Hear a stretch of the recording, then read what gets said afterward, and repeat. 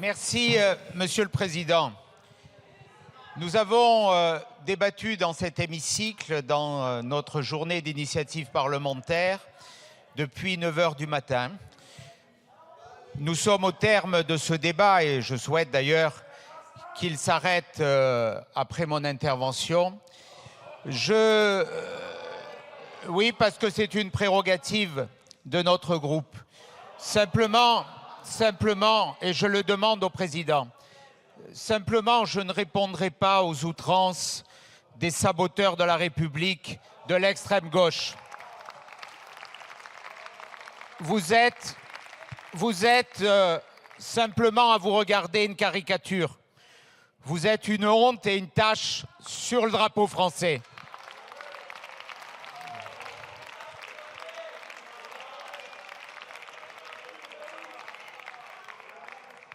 Mais là n'est pas l'essentiel.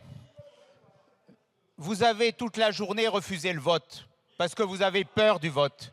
Vous savez que ce texte aurait été adopté si nous étions passés au vote.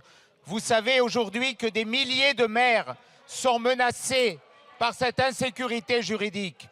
Vous savez qu'une immense majorité de Français refuse aujourd'hui cette situation qui fait que, par complaisance, par lâcheté, la République se laisse aujourd'hui bafouer par ceux qui sont en situation illégale sur son territoire. Mais je voudrais m'adresser à Monsieur le ministre. Je voudrais lui dire que depuis ce matin, que ce soit au travers vous ou au travers de Monsieur Darmanin, nous avons attendu désespérément un sursaut. Monsieur Darmanin m'avait dit « Nous utiliserons le moyen de faire voter l'Assemblée nationale, parce que la fonction de l'Assemblée nationale, c'est de voter au nom du peuple français. » Vous n'avez pas eu ce courage, Monsieur le ministre. Monsieur Lecornu n'a pas eu ce courage. Pourquoi? Parce qu'il a peur de la gauche, parce qu'il est tenu par l'extrême gauche.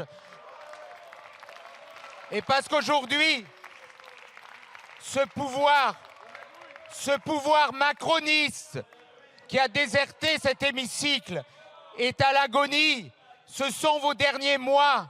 Mais ces derniers mois, ils ont un prix majeur pour notre pays. Ils ont un coût terrible. C'est le coût de la lâcheté et c'est le coût de l'absence de courage. Alors